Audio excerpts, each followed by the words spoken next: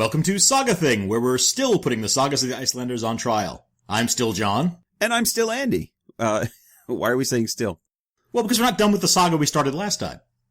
Yes. Yeah, this is our second part of our summary of Vatnsdal Saga. Yeah. As people will know if they've already listened to part 1, and I don't know why you'd start with part 2, we decided to split our discussion of Vatnsdal into 2 parts. There's just too much to talk about. And besides, Vatnsdal is one of those sagas that connects so many other sagas together that we'd hate to miss out on something important. That said, we will miss out on many things important. Well... well, let's start our first digression. I think it's important to note that we're recording right after the annual Medieval Studies Conference at Kalamazoo. And as always, we had a great time at this conference. It's a lot of fun. Yeah, for those who aren't familiar with it, the conference we're talking about is the International Congress on Medieval Studies. It's held in Kalamazoo, Michigan every May for some reason. And it gets about 3,000 medievalists together from all over the world to present research, spend too much money on books, and indulge in the occasional small bit of convivial drinking. Yeah, a very small bit of drinking. All right. But it's mostly about the smart stuff. And I always come away from the conference re-energized and a little awed by the work that my colleagues are doing. Yeah, me too. I want to go write about like 5 different books after Kalamazoo each year. But I gotta say, I'm also quite worn out by the pace of it. 4 days of early mornings, late nights, and virtually no time for rest, especially if you stay in the dorms. Yeah, now we're recording this on Friday morning, nearly 5 days after the conference, and I still feel like I'm recovering a little. But it's all worth it. And we got to catch up with a lot of friends and meet a few podcast listeners. Hello again to those of you who we met over the course of the weekend. Did you just wave? I did wave, just in case. It's just a podcast. They can't see that. I've got small children. I'm used to waving when I say hello. And in addition, we actually hosted a panel on history in the Icelandic sagas. Yeah, it was a great panel. Unfortunately, all of that activity meant that we somehow didn't find time to sit down together and record an episode of Saga Thing like we meant to do. Right. So we're a little bit later on this one than we hoped. But I think we're in agreement that next year we need to find a way to make the podcast recording a little bit more formal. Make it part of the conference if we can. Absolutely. But that's a long way off. Now that we've established the wonder of Kalamazoo, why don't we get started before this becomes a 3-part summary? All right, let me just hit this button here. In this episode, we follow the descendants of Ingimund through 3 more generations. First, the sons of Ingimund and their quest for vengeance against Thorolf the Tall. That doesn't actually take as much time as you might think, and soon, we're swept away by the sons of Ingimund and their efforts to maintain peace in an increasingly dangerous region. Along the way, you'll meet such diverse characters as Thorstein Ingimundarson and his giant brother, Jokul, and their reluctant berserker brother, Thorir Goatthigh. Join them as they try to defeat their rivals. Too many to be named here, but look out for Finnbogi and Berg the Bold. In the next generation, you'll meet Ingolf the Handsome, son of Thorstein, who captures the ladies' hearts, and more than his fair share of honor. Listen as Ingolf takes on 15 outlaws single-handedly. Does he have what it takes to survive such terrible odds? And in the last generation, follow Thorkel Scratcher, the abandoned child, as he attempts to get the attention of his neglectful father, gain the respect of the men of Vatnsdal, goes on adventures overseas, and eventually win the Goðorð of Vatnsdal for himself. Will these men live up to the legacy left them by Ingimund the Old, or will they screw it all up and make us long for the golden age of yesterday? Find out as Saga Thing covers Vatnsdal Saga, the next generation. Alright, so Vatnsdal Saga covers 6 generations in a family who become known for holding the Goðorð, or chieftaincy, of the Vatnsdal region in the north of Iceland. And last time we covered the first 3 generations of the family, Ketil the Large, not really an important generation, Ketil's son Thorstein, the average-sized, and Thorstein's son... the average-sized is not really a nickname, we should be clear. No. But Thorstein is definitely less physically impressive than his father or his son. Well, that's what I was trying to get at. On the other hand, he turned out to be more or less a folktale hero figure, complete with a giant killing scene. So we shouldn't sell him short. Sadly, no one ever goes around calling him Thorstein Giant Killer. Well, he does marry the giant's sister. People might think it was a little impolitic to mention that in front of her. Yeah, that would kind of upset her. Anyway, the 3rd generation was Thorstein's son, Ingimund. He's the guy who moves from Norway to Iceland and establishes the family's homestead at Vatnsdal. Yeah, against his will, actually. Oh, yes, very much against his will. But he does make a success of the move and ends up as chieftain of Vatnsdal and has a whole bunch of kids with his wife Vigdis. Yeah, and he keeps busy. Ingimund builds a reputation as a reasonable and easygoing man, despite his past as a Viking raider. And he's well liked by his neighbors in Iceland. Yeah, if it weren't for the whole cheating a house guest out of a sword, Attertongi, he'd probably be too good to be true. He's amazing. Well, okay, we should revise that last part slightly. Ingimund is popular with nearly all his neighbors. Right. He's not so popular with the local troublemaker, Hrolif the Tall, or Hrolif's mother, Jot the Witch. And when Ingimund tries to intercede in a confrontation between his sons and Hrolif, he gets a spear in his guts for his trouble, and he dies shortly afterward. Which I assume means that there are going to be some Ingimundarsons looking for a little revenge. Oh, yes. And that's where we pick up this episode. Generation 4, the children of Ingimund. Thorstein, Jokul, Hogni, Thorir, Smid, Thordis, and Jorun. Oh, get it, would you, Deirdre? That's a lot of people. It really is. Probably that's our longest subtitle ever. Now, before we get to the revenge, we should briefly go over all these people. It can be a little confusing, although, as we said in the quick summary, there's only a couple of them that are terribly important. But the earlier generations were easy last episode. We only had one son to keep track of at any given time, but as you can tell from that little subtitle there, Ingimund and Vigdis are a quite fertile pairing. Okay, so let's do this in turns. So Thorstein is the oldest son. He's named for his grandfather, and at his birth he's said to have a thoughtful look in his eye. Thorstein is the leader of the brothers. He's handsome, loyal, intelligent, clever, and moderate in his habits. He's also said to be far-sighted, and he occasionally has hints of being able to see the future. Great Thingman material. Quite handy. The second son is named Jokul, after his great-uncle, the half-giant. Right, so as you mentioned last time, the name actually does get used in the family again. Yes, and remember, one of the conditions of the first Jokul letting the first Thorstein go was that one of his descendants should be named for him. Now, Jokul, the second, is described at birth as being hefty and sharp-eyed, unlike Gris from Halford's Troublesome Poet Saga. Leave my Thingman alone. Ingimund predicts that this son will be no great shakes at controlling his temper, but he will be a loyal friend and brother and a great warrior. And he grows up to be quite brave, in fact, quiet, tough-minded, difficult to manage, and huge. That's quite a combination. Yeah. The third son is Thorir Goat-Thigh, and he's named for his mother's father, Earl Thorir the Silent. And a goat's thigh. Right. and the thigh of a local goat. Thorir is a good-looking man of above-average height and strength. He's got a sharp mind and the manner of a merchant, which is usually not a compliment. He's also got a secret that we'll learn about later. And the fourth son is named Hogni. Now, I'm not sure why he's named Hogni, but they had to name him something, I guess. Now, Hogni is average in appearance, and he's the only one with a real travel bug, so he's going to grow up and inherit the ship Stigandi and become a trader and Viking for a short time. Now, the fifth and last son is a bit of a family scandal. His name is Smid, and he's Ingimund's son with a different woman. Oh, scandal. This sort of thing goes on in the sagas fairly routinely, but it can still create a great deal of awkwardness within a family. Smid isn't really accepted as one of the sons by Vigdis, but the brothers treat him as one of their own. To be honest, though, I don't really remember Smid at all in the saga. He's around at the edges. It's funny that you mention him. But honestly, as you will see later in the saga, there are families where illegitimate children aren't treated nearly that well by their birth father's family. Yep. I should also mention there are two daughters, Thordis and Jorun, who will later have good marriages and whose families will be important somewhat later in the saga. Right. Now, if your head's spinning with all this, don't worry.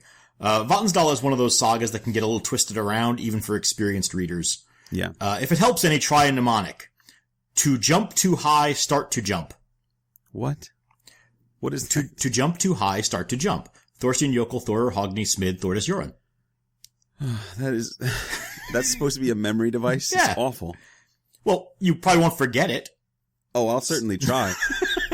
But even if I don't forget that, I don't know where it would possibly come in handy. I don't know where would I use this information. I offer it for you to use as you will. All right, I've already forgotten it. So we left off with the sons confronting their father's death. Right. Now, Jokul is enraged, which is sort of his default state of being. He wants to rush off and kill Hrolif immediately, and he has to be held down by the others while Thorstein figures out that Hrolif has escaped. Now, these two really are a study in contrast. They are, but I think one of the author's real strengths is in portraying this sibling relationship. All the brothers' interactions are really believable as the actions of brothers. They very much feel like brothers who accept one another's personalities and find a way to work together anyway. Yeah, this scene actually reminds me of the one from the Ragnar Saga where the Ragnarssons learn about their father's death. Yeah, in many ways it is kind of similar. We don't get as much detail about the other brothers, but we sort of see the difference in Jokul and Thorstein's responses, in the same way that we saw the Ragnarssons all kind of learning to control themselves in different ways. Right, exactly. Now, the Ingimundarsons, they can't find Hrolif, but we know that he has escaped, and he is now in hiding. It turns out that he's gone back to his kinsmen, and he's hiding in a shed on the property of Geirmund, the son of Ingimund's old Viking friend Saemund. Now, Geirmund never liked Hrolif, and he certainly doesn't want Hrolif there right now, but he does feel obligated by their family ties. Right, these two are first cousins. Their fathers were brothers. So Geirmund's in a tough spot as a result of that. He likes the Ingimundarsons, and he wants Hrolif punished, but the demands of kinship make it difficult for him to do anything but support Hrolif here. Right, so in the spring, the 5 brothers ride north to look for Hrolif. They visit Geirmund's place, obviously, since family homes are often a good place to look for fugitives. And Thorstein takes Geirmund aside for a private chat while his brothers play board games. Oh, board games. Yeah, we should do a saga brief on entertainment and games in the sagas.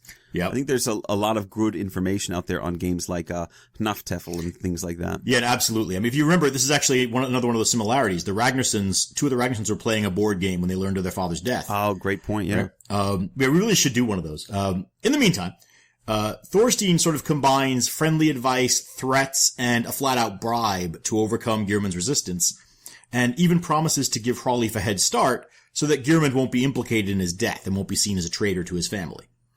Geirmund agrees and tells Hrolif to run while Thorstein waits with his brothers. And he doesn't tell the others until the next day that Hrolif had been at the farm, and of course the others then are a little bit annoyed with him.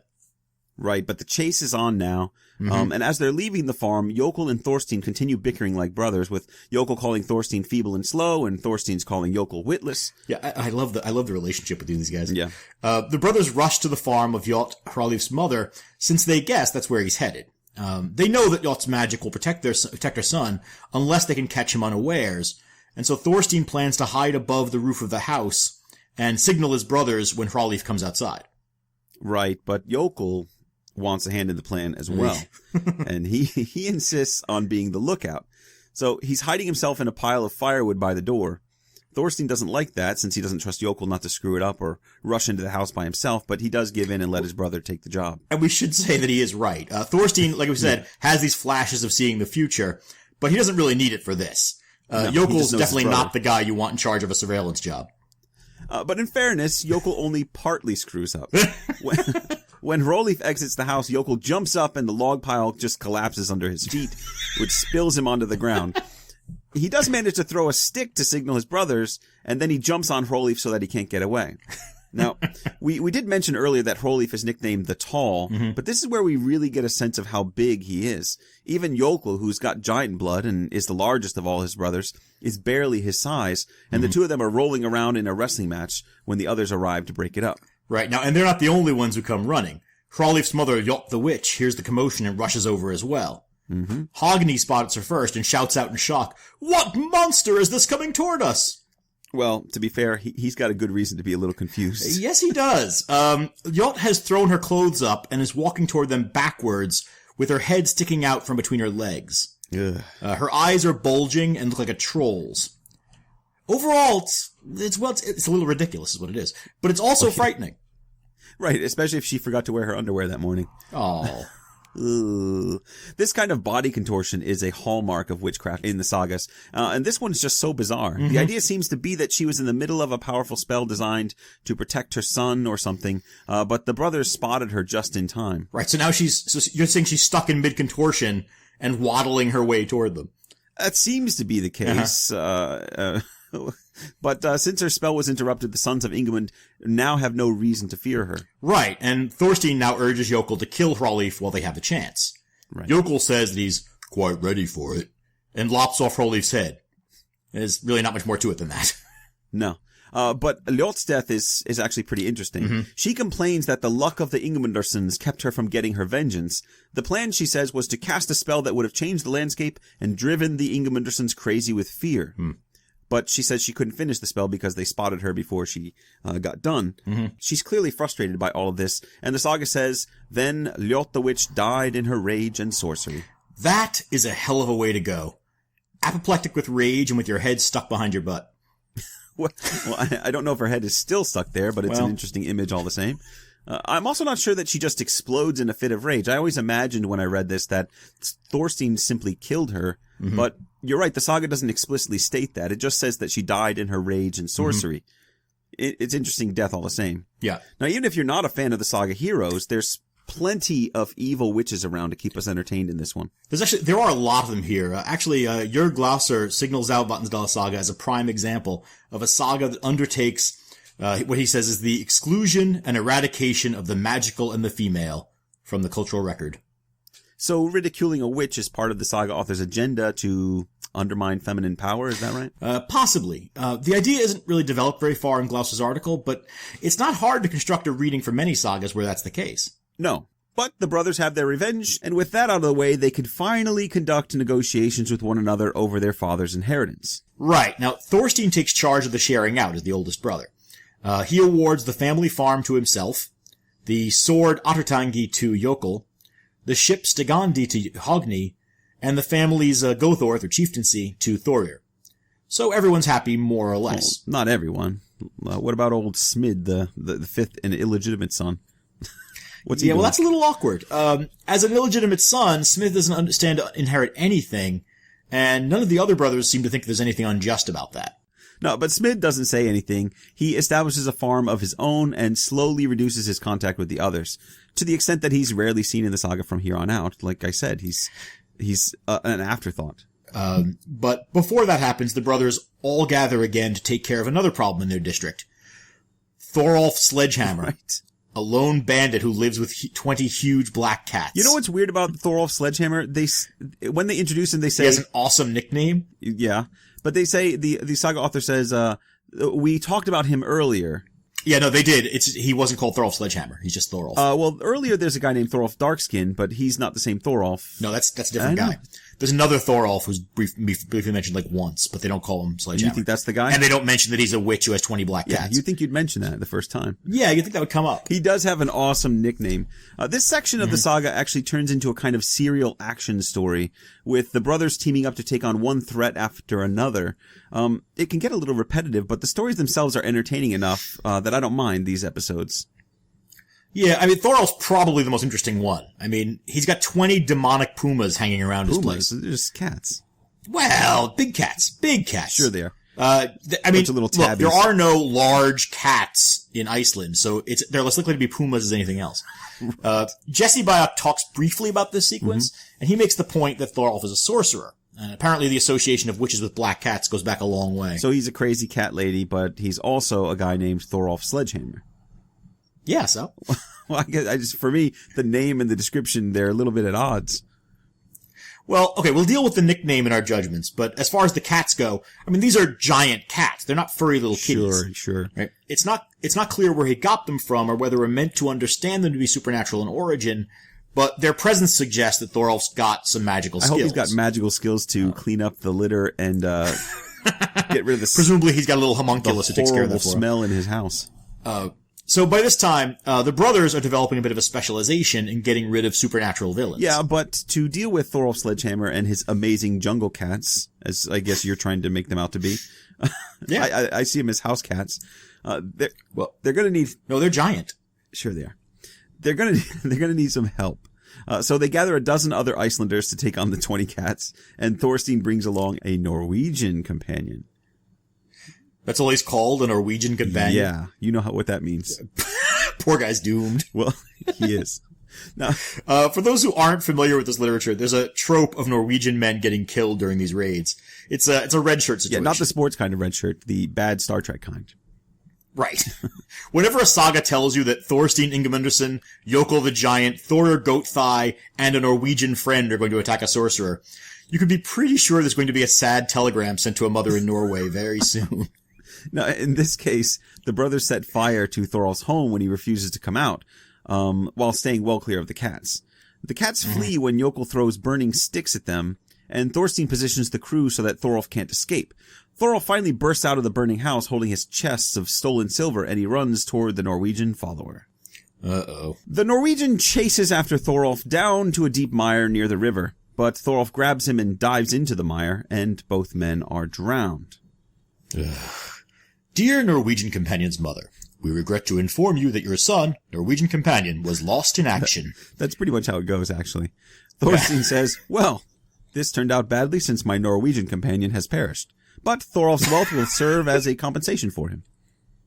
And I have to say, that's actually a better deal than most Norwegian followers seem to get. I mean, at least somebody acknowledges his death. So, now we're going to have to skip a few of the brothers' adventures in order to get through the entire saga. But I really encourage everyone to read this saga in its entirety. There's so much great detail that we just don't have time for it all. Absolutely. We're just going to touch on the highlights here. So, on one occasion, the Ingimundarsons are forced to deal with a pair of sister witches. But when they really do specialize in supernatural villains. When one of the witches tries to use magic against Thorstein, the brother's family fetch appears in a dream and warns him to stay home on a certain day. And this is one of those moments when we see that Thorstein is the primary inheritor of the family's preternatural luck. Right. Normally, a fetch only appears to a man who's about to die, but Thorstein serves as more of a guardian angel. That, combined with his occasional glimpses of the future, make him pretty formidable.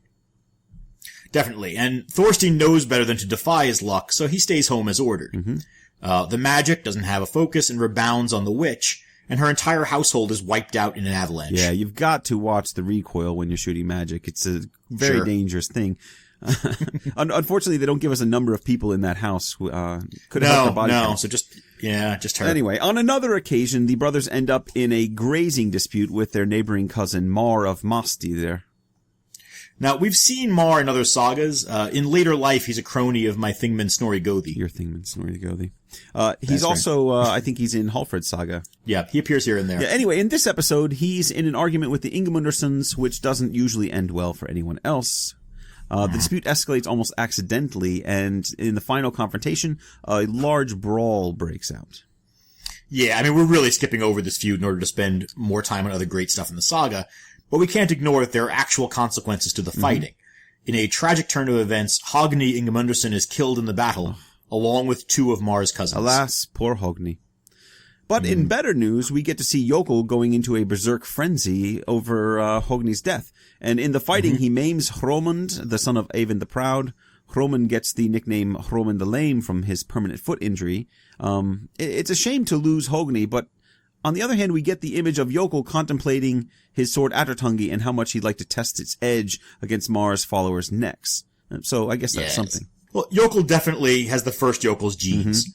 And the text has been hinting about a berserk in the family, so his rage isn't a total surprise. No, but there is a berserk surprise coming. Hang on to that. In another, what I guess you'd call police action, Thorstein, Jokul, and Thorir have to round up a posse and break the power of a criminal named Thorolf Darkskin and his band of outlaws. This is the Thorolf we were talking about before. Right. Jokul takes charge of the assault on Darkskin's stronghold and kills 4 men. And there's kind of a pathetic moment when Jokul chases Thorolf Darkskin into a swamp. When he realizes that he's trapped, Darkskin sits down on the ground and cries. It's a classic saga moment. Jokul's response to Darkskin crying is to tell him that he has no honor, and then he kills him. Right. I suppose somebody unfamiliar with the sagas would expect an act of mercy there, but Jokul's just not that kind of guy. Well, to be fair, the Thorolf Darkskin is he does sacrifices and all kinds of terrible things. Right. No, there's no reason to show mercy, but it's a familiar trope that you can't kill an unarmed man who's crying and begging for his life. You can if you're Jokul. Jokul has not read those books, or indeed any others. Meanwhile, during that raid, we also learned that Jokul's not the only berserk in the family. Yeah, it turns out that Thorir Goatthigh, the quiet merchant brother, he's also a berserk. But unlike Jokul, who's essentially a professional tough guy, Thorir's reputation as a level-headed businessman is threatened by the news that he might go into rages of uncontrollable fury. Which is pretty much exactly why Bruce Banner would make a lousy Wall Street trader. Okay, it's an interesting point. Bad joke. But Thorir's revelation will become much more important later in the saga. For now, we've got to get on to possibly the greatest of the brothers' feuds. It's time to meet Finnbogi the Mighty. Oh, good. Yes, this is my favorite episode as well. This is one of those extended cameos that we see in some sagas. Finnbogi actually has his own saga, which we'll be covering soon, but in this saga he shows up as an antagonist, along with his flamboyant nephew, Berg the Bold. We actually meet Berg first, in what I think is one of the great introductions in all saga literature. Thorstein's workers are out in the field one day when they see a group of riders grazing their horses in Thorstein's meadow, and that's already a breach of etiquette. The leader, Berg, then ostentatiously cuts a wide strip from the bottom of his cloak and says loudly that it's too dirty to wear before tossing it on the ground. Now, there are several breaches of protocol in this scene. We actually talked about this way back in our Hrafnkel Saga episode. In every aspect of what he's doing, Berg is just being deliberately provocative here. Right, and that's not lost on his audience. A woman in Thorstein's group sneers that Berg is an outrageous show-off. Later, when Thorstein is told about the incident, he says that the man must be a fool, a crook, or a formidable and arrogant man. Well, Berg's at least two of those. Yes. Later, when bad weather makes crossing the Vatnsdal River difficult for guests on their way to a wedding, Berg decides to carry people across the river, showing off his strength, but also freezing his clothes solid in the process. Right. Now, that would just be another harmless bit of showing off, which is kind of his defining characteristic. Except that when he gets to the wedding celebration, he pushes his way through the crowd to get to a fire and warm up.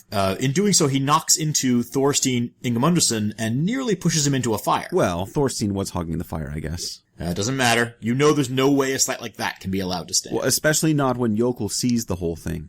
And Jokul responds the same way that you'd expect him to. He pulls out the sword Atartangi and hits Berg so hard with the hilt that he falls on his face. Now, Berg and Jokul draw their swords. I guess Jokul already had his out.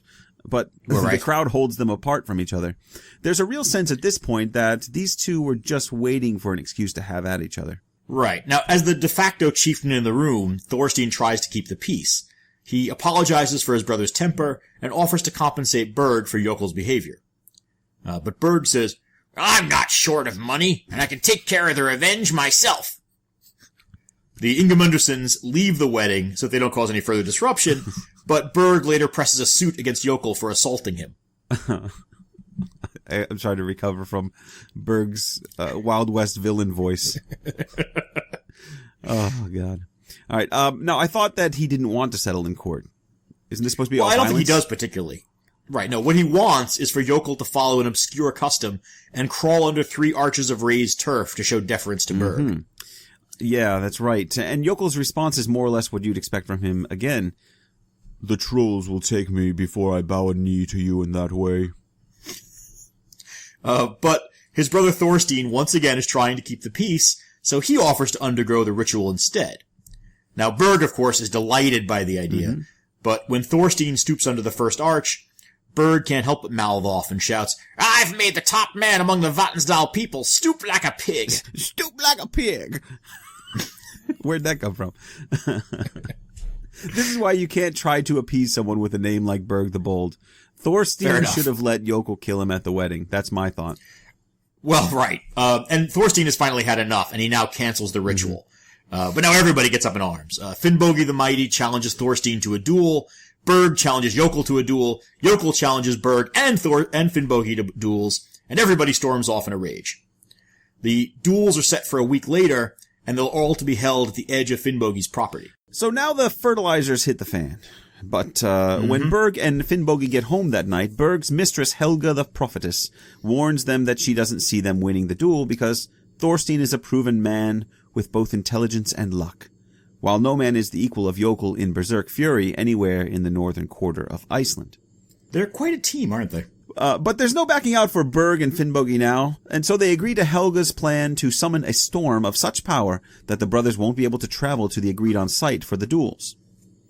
Right, and with the storm raging for days leading up to the duel, everyone's sure that the duel can't happen. Everyone, that is, except Jokul and Thorstein.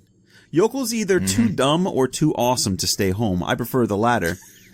And so he shows up at Thorstein's farm ready to hike to the dueling site. Thorstein's actually even a little surprised to see Jokul at his door, but he's game. The two brothers sort of egg each other on. It almost seems at times like that they're one another's best competition in the region. Right? They're kind of constantly measuring themselves against one another. And both of them agree that Jokul is in charge of this expedition. So he decides that they're going to collect their brother Thorir and Jokul's friend Foxybrand. Yeah, and it's hardly an easy trip. They only manage to reach the dueling site with the help of Brand's horse Freyfaxi, who pulls a sled for them through the storm. Freyfaxi? Yeah, Freyfaxi. It's not the one from Hrafnkel Saga, obviously, as far as... Right, well, we know what happened to that one. This is another horse with the same name. Brand's, he's just another Frey worshipper, and he's got a nice horse that's quite powerful. Right. So they make it to Finnbogi's property, but no one else is there. Everyone, including Berg and Finnbogi, stay home out of the storm. And so the brothers win by default.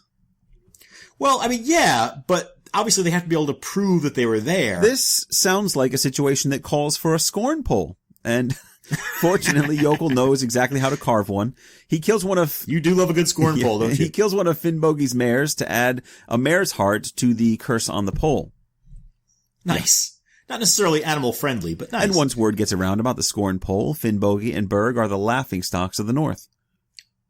Right. Now, there's another confrontation between the two sides shortly after this, when Finnbogi and Berg ride to Vatnsdal with 30 men to try and catch their brothers by surprise. So they're just set on murder right now. Right. Well, they might be. But Thorstein has heard of their plans, and so he rides out to meet them with 60 men, including his brothers. This time, Thorstein's in charge of the group. As Jokul says, "Oh, it wasn't to be expected that you'd want my plans to prevail for long." Which, I mean, given that Thorstein's the only non-berserk among the remaining brothers, it's probably a good idea to leave him in charge. Well, don't forget Smid. He's not a berserker. He's not around anymore. Now, the confrontation between these groups is pretty good. Thorstein demands to know Finnbogi's business in the valley, and knowing he's outnumbered, Finnbogi's forced to mumble an excuse. "There are often small errands to be done around the countryside." With 30 armed men at his back. That's quite an errand. Well, he's kind of stuck, and both sides know it. Thorstein scornfully dismisses them, issuing a self-judgment, which awards nothing to Finnbogi's people, and banishes both Finnbogi and Berg from the northern district. Right. Now, the brothers are all getting older by this time. We should say that's the end of Berg and Finnbogi. It just kind of ends with that, doesn't it? Finnbogi they just and Berg go away. Yeah. So while the brothers are getting older, there's still a couple more stories to tell before we let them go. Thorir, the youngest of the three remaining brothers, has really been struggling with his berserk rages. That's right. This is a problem that comes up periodically in the sagas. Some berserks seem to have a good handle on their anger. Jokul, for example, doesn't seem to run into any trouble, usually. But Thorir is the other kind. He says that a berserk fury always comes over me when I least want it to.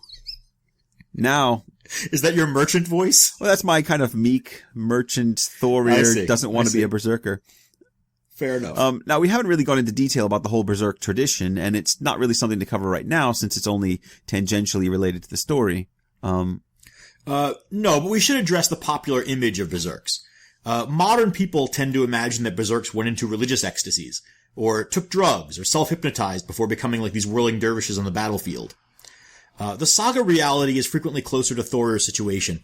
It's almost like berserkerdom is a kind of slightly embarrassing personality disorder that ends up having a positive side when it comes time to fight. And even then it comes with some unfortunate side effects. In Thorir's case, it is affecting his reputation and his personal relationships. I imagine as a merchant, it's not helpful to go into a berserk's fit when you're trying to make some money.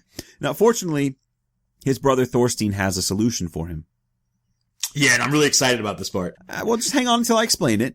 Thorstein knows about an unfolding scandal in the family. The brother's sister Thordis has a son named Thorgrim of Karnsa, and Thorgrim's a married man who's been, well, let's just say, less than entirely faithful to his marriage bed.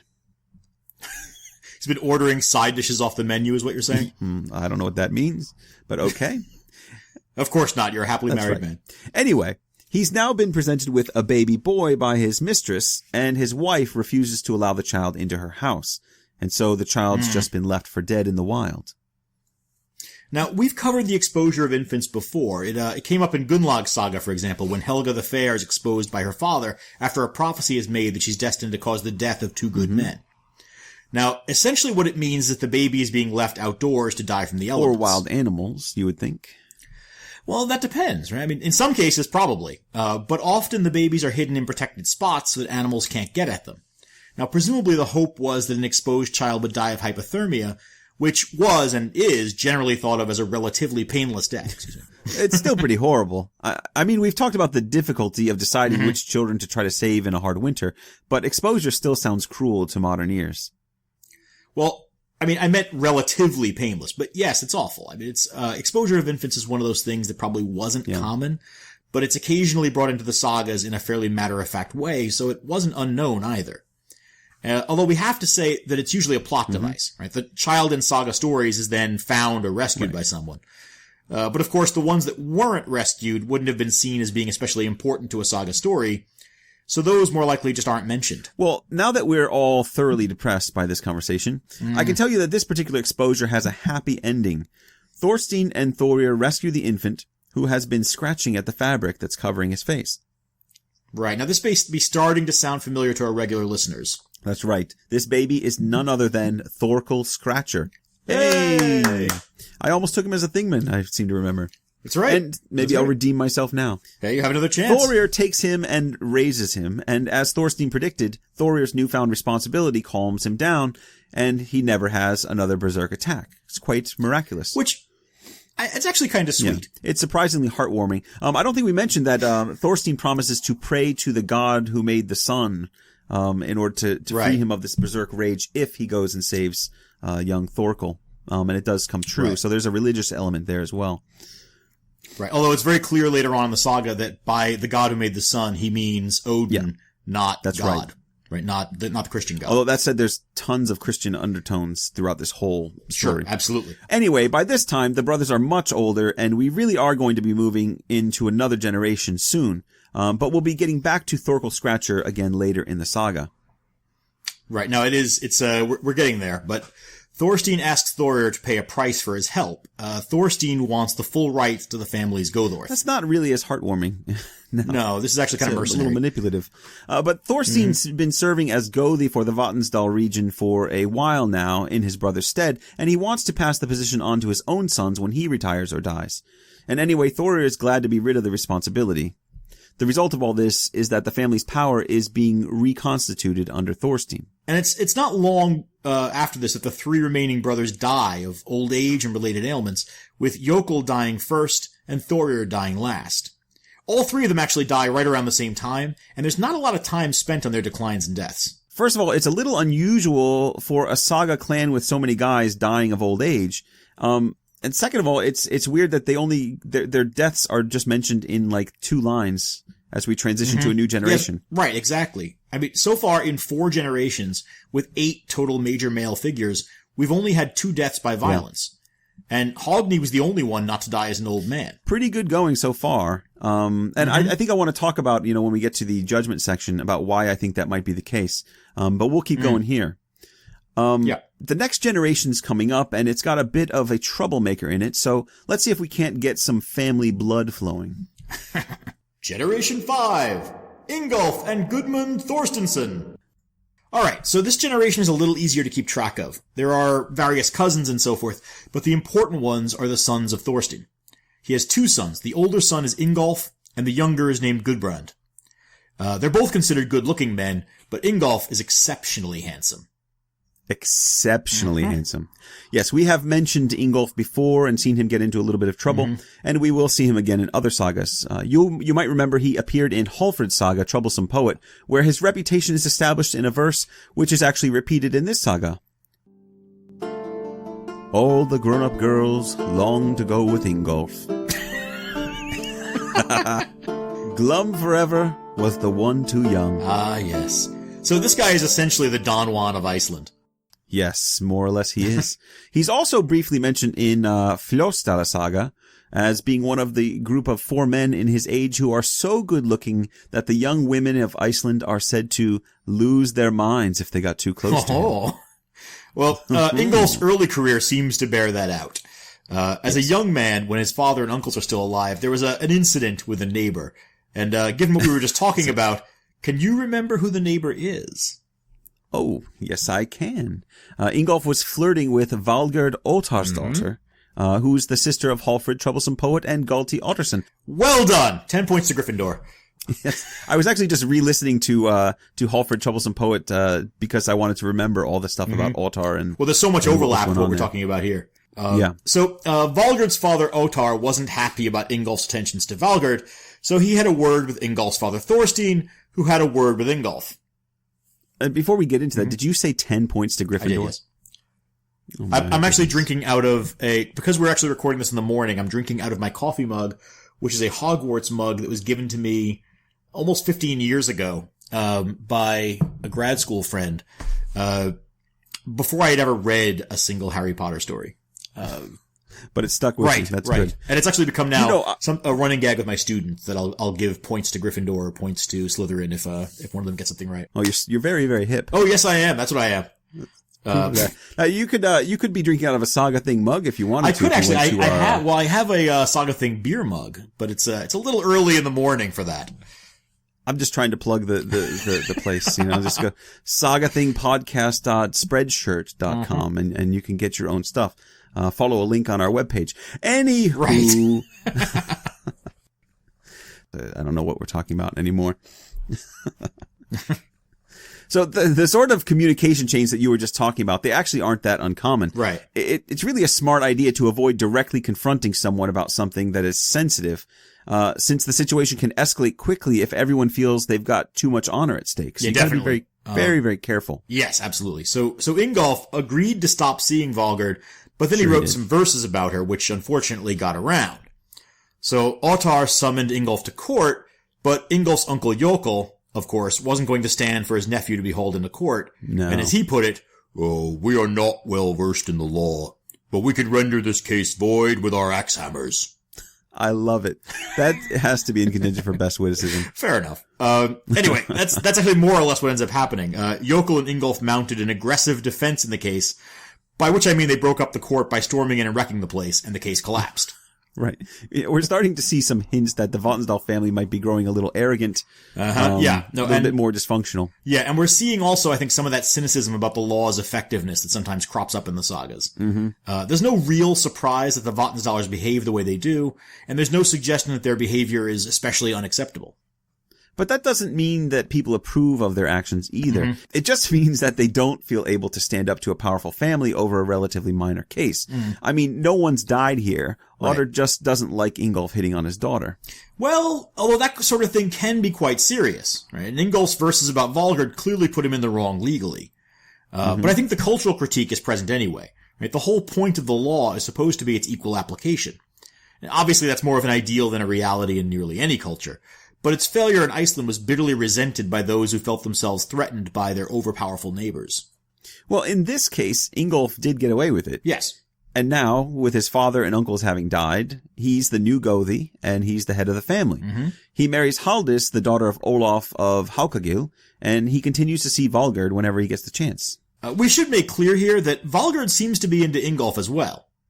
She certainly seems to be. Her major hobby is apparently making fancy clothes for him to wear, but her father still doesn't like the relationship, and he decides to do something about it. Right. So Ottar finds an outlaw named Thorir one day, and offers him a place to stay in exchange for the outlaw making an attempt on the lives of either Ingolf or his brother Gudbrand.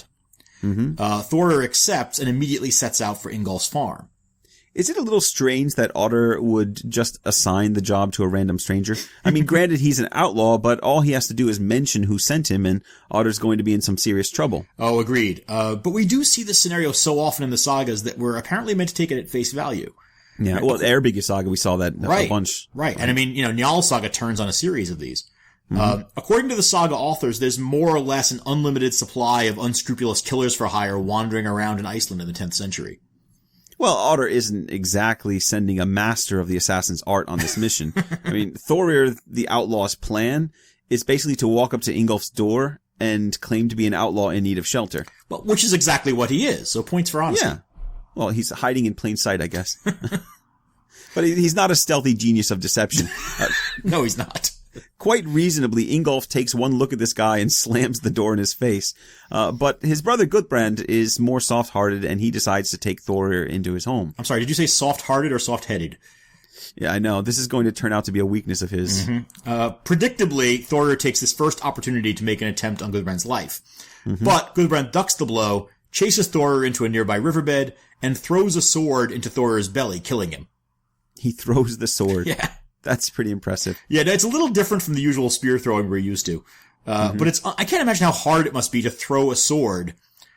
You know, the balance on it and everything. So hard that you can get it through somebody. But it's an undeniably effective method, and Thorir is killed on the spot. Then Gudbrand kicks a little dirt over the corpse in order to technically fulfill the requirements, making this a killing rather than a murder.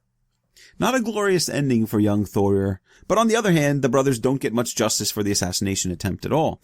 Otter denies everything, and the lack of evidence saves him from legal judgment. Well, presumably that's the advantage of subcontracting this kind of work. Oh, yeah. And Otter's going to try it again. Worked once, could probably work again. This time he finds a strong Hebridean sailor whose name is Svart. In some ways, this is just a repeat of the last attempt. Otter offers shelter and friendship in exchange for Svart trying to kill either of the brothers, and Svart agrees, travels to Hof, where he tries to convince Ingolf to take him in. Ingolf doesn't like the look of him and escorts him off the property. Then Svart travels to Gudbrand, who takes him in. So this is exactly the same story again. Pretty much, yeah. But Svart is slightly more intelligent than Thorir the outlaw, and he spends an entire winter with Gudbrand to lull him into a sense of security and trust. Oh, I don't like where this is going. So in the spring, Gudbrand and Svart are out riding one day, sharing a single horse. I guess they got very close. Yes. When they came to a marshy area, Svart slides off the back of the horse, and there's a woman traveling with them who sees what's going on. She shouts out a warning to Gudbrand, but as Gudbrand turns around, Svart impales him with a spear sideways through the torso. Oh, poor Gudbrand. You know, we see a lot of these assassination attempts in the sagas, but they fail more often than they succeed. Yeah, they do. Gudbrand is just a little too trusting. And the tragedy here is the sort that gets critiqued even in the contemporary literature. He dies as a target of convenience in a feud that his brother provokes with an overprotective father. I think at moments like this, we're actually meant to see this as a senseless waste of a promising young man. Well, it's worth noting that even with a spear through him, Gudbrand does manage to draw his own sword and slash Svart to death before falling. So he's still a pretty impressive guy. We just don't get to know him very well. Yeah. And there's a settlement made over the killing, but Ingolf is forced to accept a lesser settlement because he's violated an earlier agreement forbidding him from seeing Valgerd. And that's the end of their feud. Again, I think we're meant to feel a shift in how feuds are socially judged at around this point in the saga. Right. And this is what sets Otter moving from the district and into the district where Hallfred will end up meeting his love. Absolutely. And then he'll leave and go fall in love with King Olaf, et cetera, et cetera, et cetera. Right. But for now, we've got to get back to more violence and Ingolf's attempts to organize this district. Okay, so Ingolf's next task is to try and wipe out a scourge of outlaws that threaten to overwhelm Iceland's system of locally organized self-policing. That sounds big. I know. Ingolf rides out with 14 other men to track down a particularly brazen group of criminals, and after splitting from the group to chase a different set of tracks, he finds a large group of outlaws holed up in a shed. Instead of waiting for more men to help him, Ingolf and a single companion want to charge in. Well, Ingolf wants to charge in. His companion seems to like the idea of going to get more help, but he decides he can't leave Ingolf alone. Right, no, that's fair. Meanwhile, Ingolf is tying flat stones to his chest and back as a kind of Flintstones armor. You'd think that he'd have brought some actual protection along, but I guess you can't beat giant rocks for stopping power. Right. So Ingolf Rockchest and his friend Red Shirt Companion charge into the shed where they find 18 outlaws. It's a lot of outlaws. The outlaws' blows mostly glance off Ingolf's rock armor, and he's wielding the family sword Atatangi, so he manages to kill 5 outlaws before being seriously wounded. Oh, and his companion, unsurprisingly, is killed. That's a great brawl, and we'll address it again in Best Bloodshed. At one point, Ingolf kills 2 men with a single sword blow. One of them is standing behind him. It's really great stuff. But for now, Ingolf's injuries keep him in bed for the winter, and his wounds slowly heal. But as spring begins, the scar tissue opens up again, and poor, handsome Ingolf bleeds to death from his wounds, months after the battle. Now, I'm curious as to how you read that part of the story, because I've got a theory here. Well, I guess there's a couple of possibilities, but I'm going to be honest, I haven't really thought about it. I'm going to guess you want to talk about scurvy or something like that. Yes, exactly. I think that what's being described here is a man who's in bed all winter, getting very little sun, probably no fresh fruits or vegetables, relatively little uncooked or solid food. Just as the sun returns, Ingolf's vitamin levels reach critical lows, and his suppurating wounds lead to his death. Now, the question is whether or not scurvy would be likely in Ingolf's case. I mean, there's probably ample meat available, right? True, and it is possible to avoid scurvy by eating meat from animals that produce most of their own vitamin C, which includes most Arctic animals. But the symptoms still sound enough like scurvy that it seems like the likeliest culprit to me. Well, I guess maybe we need to do more looking into diet and so forth to get back to that. Yeah, get into that. Yeah, I'm sure I will. I never expected a digression on scurvy. I always just assumed that his wound didn't completely heal. It opened up and his guts spilled out. The end. Well, we do get these occasionally. Remember, in Gisli's saga, there was a man who was wounded by Gisli who spends a year in bed and then dies of his wounds. Yeah. Anyway, for now, we have to bury the last of the Thorstein sons. Aww. And Ingolf's burial has one last bit of scandal that I really like. Makes me really like the guy. You mean the burial site? Absolutely, I mean the burial site. See, here's the thing. Ingolf asks to be buried on a different hill from his ancestors in order to be closer to the passing road, because, as the saga says, the girls of Vatnsdal would remember him better if his grave were close to the road. Yes. Nothing says classy like trying to score a little attention with the ladies from beyond the grave. I agree. But now we have a problem. Right. So Ingolf has two sons with his wife, Surt and Hogni, but they're way too young to become Gothar. Right. For the first time now, we've got a power vacuum with a number of candidates who want to take control of the region. Fortunately, the Vatnsdalers have another potential Gothi being raised in the wings. Generation 6, Thorkel Scratcher. See? I said we'd get back to him. Sure, but we should probably clear up Thorkel's connection to the last generation a little bit. Okay, so briefly, Thorkel is the son of Thorgrim, who is the son of Thordis Ingimund's daughter. Hold on. Give everybody a chance to get their pen and paper so they can map this out.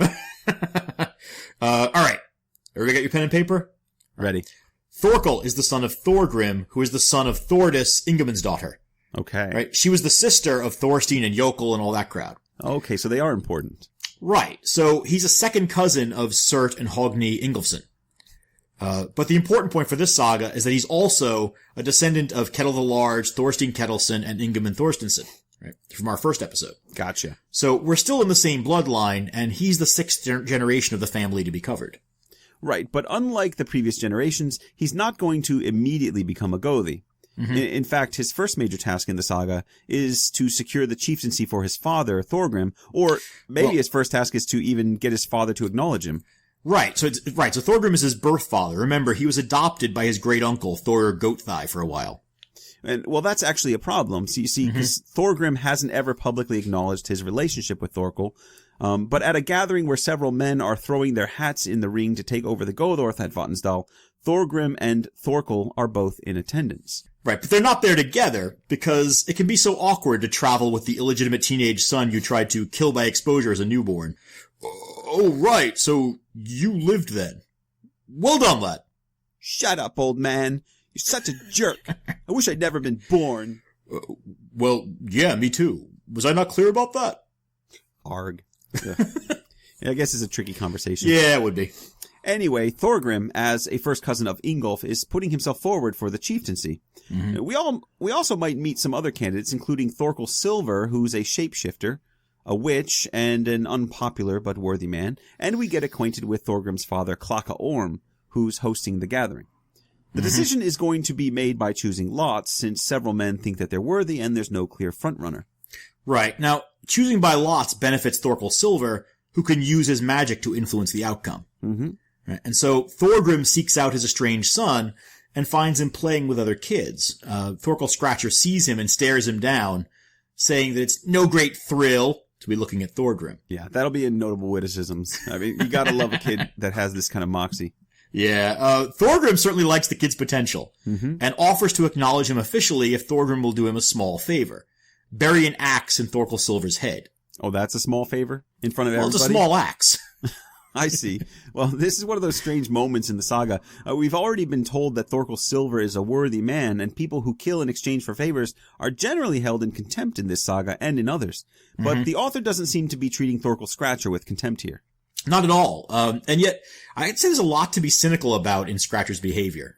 He even rejects his father's plan of killing Silver before the lots are cast, and waits until Silver has been named chieftain, presumably so that his own deed of killing him will be more impressive. It is a curious moment. Scratcher brushes against Silver in the main room of Clackaorm's house. Silver shoves him aside and calls him a slave son. Then Scratcher takes advantage of the moment to strike a single axe blow that kills Silver on the spot. Right, but I don't know how we're not supposed to think that Scratcher's being a little cold when he then says that he hadn't had to do too much to acquire the axe. Well, he gets away with it anyway. Thorgrim immediately tells those present that Scratcher was provoked into the killing, and he pays compensation. He pays a compensation package to Silver's family. So Thorgrim gets to be chieftain now. Well, yeah. His son is still cleaning blood from the last challenger off of his axe, right? Are you bold enough to claim the job at that moment? I suppose it depends on whether I'm wearing the patented Ingolf Stone Age armor. Good point. Yeah, put it right in your head. So now for the first time, our story splits off from the main part of the family and follows Thorkel Scratcher as he begins a career as a traveler abroad. He joins the retinue of Earl Sigurd and the Orkneys, who's actually distantly related to him through his mother's side.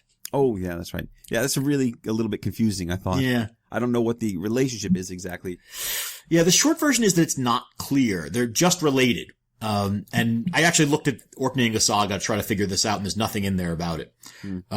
Once Sigurd knows about the relationship, he sends money to Iceland with Thorkel to buy his mother's freedom and provide her with a wardrobe fit for an earl's relative.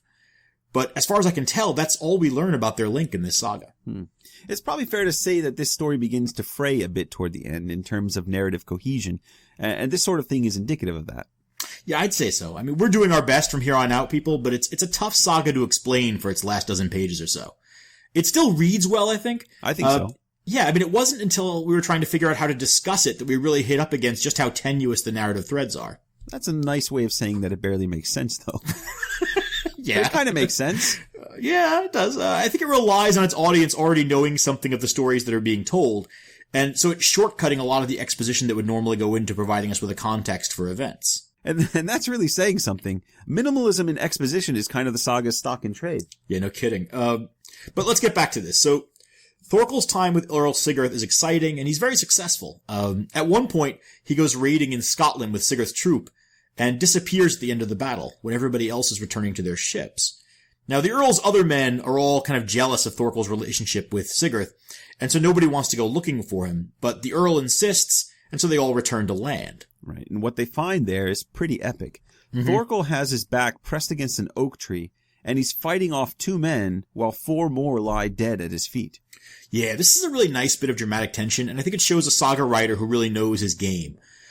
Keeping us in the dark about where Thorkel is and why, and then this dramatic reveal of his desperate fight is good stuff.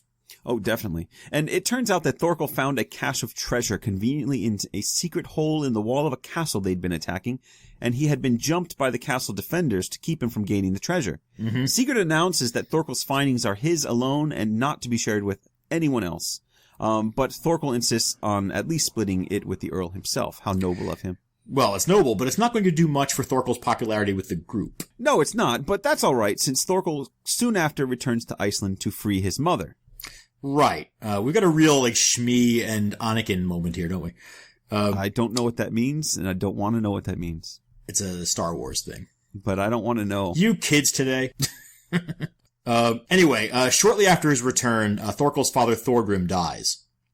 And now Thorkel gets to be chieftain, right? Not exactly. Thorgrim's legitimate sons inherit his estate and title, so Thorkel is out of luck again, and he moves now to live with his great-uncle Thororm.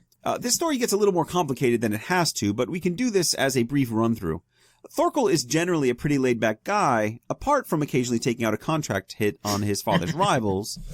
Yeah, he's fairly humble. I mean, he even pitches in with food preparation for a wedding for his young aunt Sigrid, and does a lot of work that most fighting men would consider beneath them. And they definitely do. Mm-hmm. So when a few guests at the wedding start mocking him for helping with the slaughtering of piglets for the feast, he shrugs it off at first. Mm-hmm. But there's one man named Gladir, who's a cousin of the groom, that keeps pushing him and calling him a swineherd, a bitch, and a slave woman's son.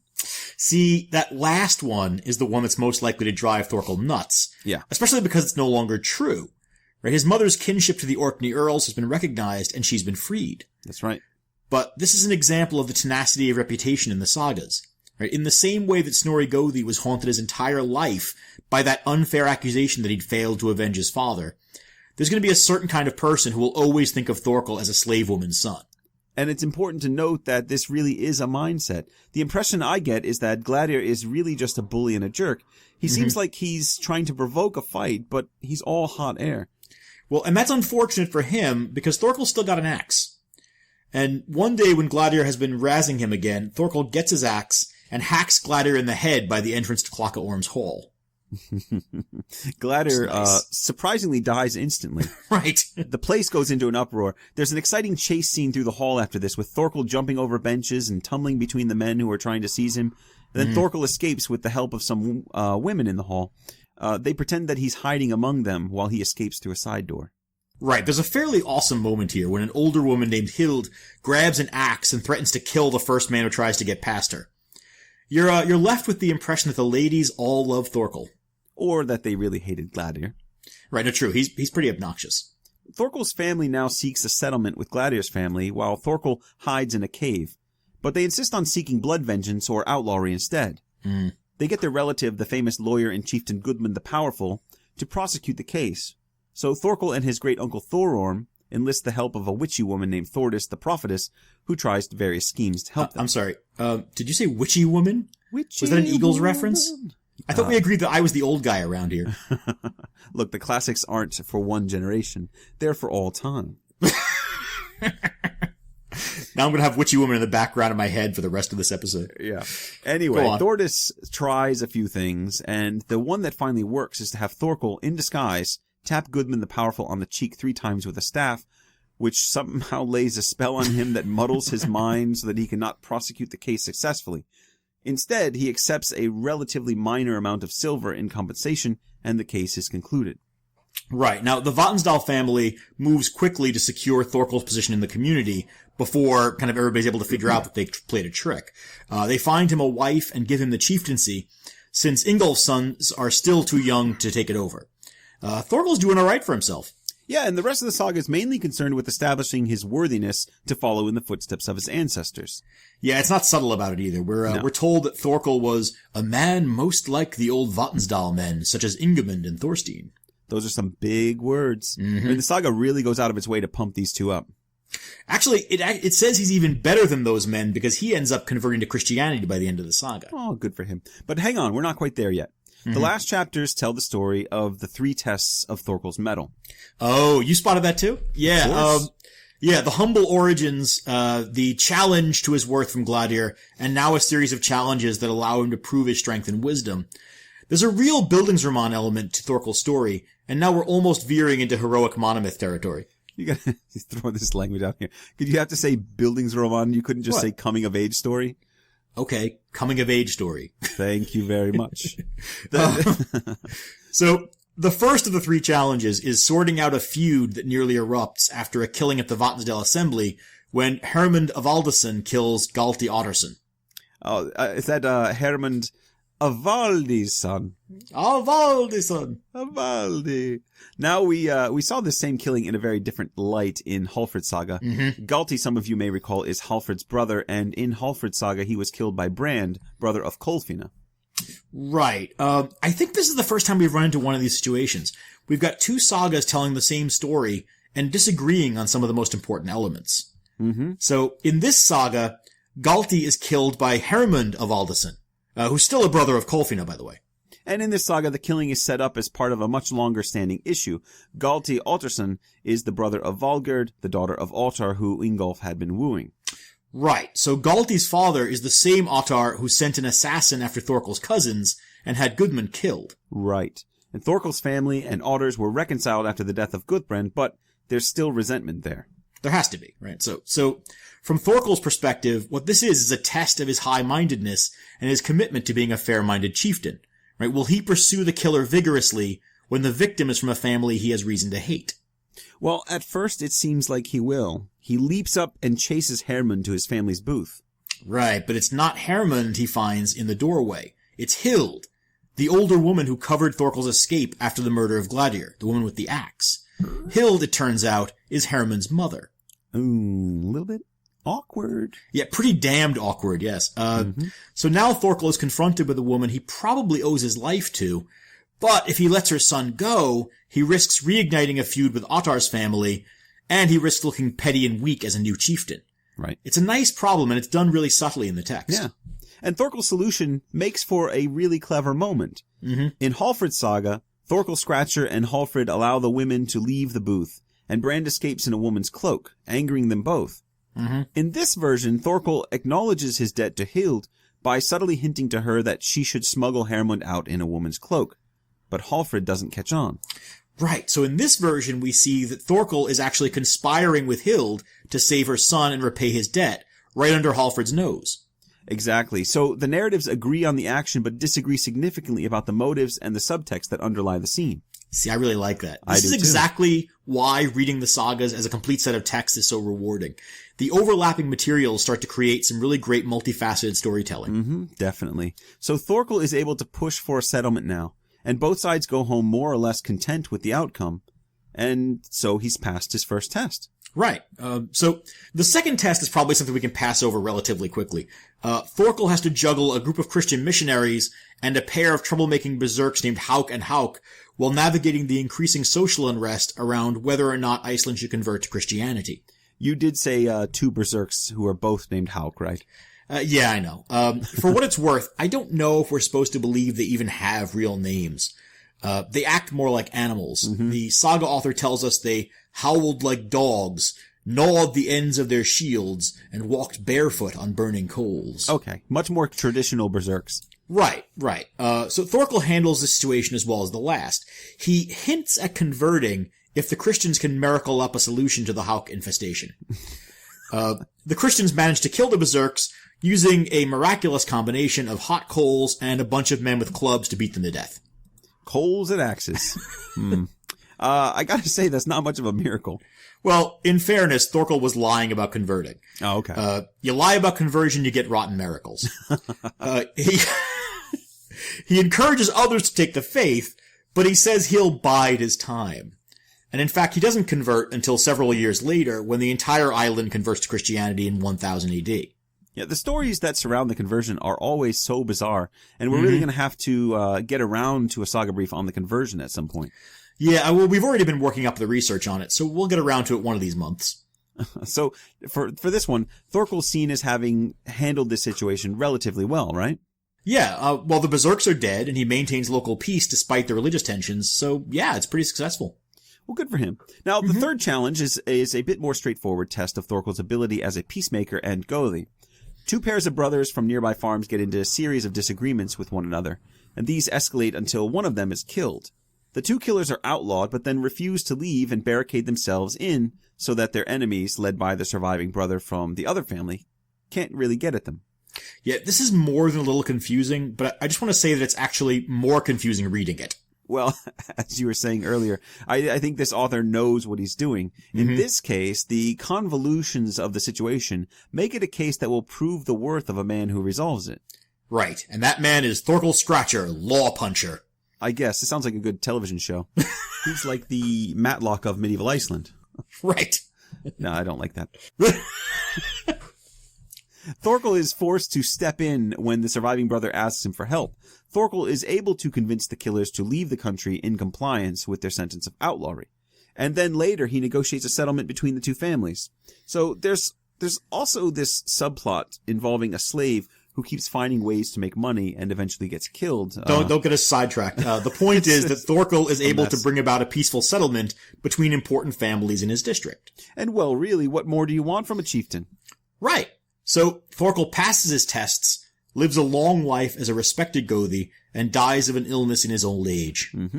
As we said, he does convert in 1000 AD, And he's said in the saga's conclusion to have surpassed his ancestors. Pretty impressive. Since he is their equal in stature and luck, and has Christianity to recommend him as well. What a guy. Yeah, what a guy. Right, and we should be clear that we're not skipping over a bunch of other stuff. After the settlement deal is reached in that Brothers in Arms section, the paragraph begins, Thorkel got old. We just sort of skip over his actual career. Yeah, it's true that the author isn't wasting any time on unnecessary stories, but it does seem like he wraps the whole thing up with almost indecent haste. But he does leave us with a ringing endorsement of Thorkel as a potential thingman. Will either of us agree with this assessment and choose Thorkel Scratcher, the former foundling, as our thingman? Well, we'll see. I almost did it before. But not just yet. That's right, you almost did this once before. This is the end of the summary and initial discussion of Vatnsdal Saga, but we've still got some judging to do. Mm-hmm. So look for part 3 of this saga to be up on the site soon, when we'll take the Vatnsdaler clan to court to decide on best bloodshed, best nickname, worthiest thingman, and so on. In the meantime, check out our Twitter at Saga Thing Pod, our Facebook Saga Thing Podcast, and please subscribe to us on iTunes and review. The best way to promote this podcast and get us out there and to build our reputations as good thingmen, you should be reviewing us on iTunes. So thanks for listening. We'll be back soon. Until then, keep on reading. Bye for now. Keep on reading, like we have a punchline now. Little tag. Here's a tag. Keep on reading. Come on, guys.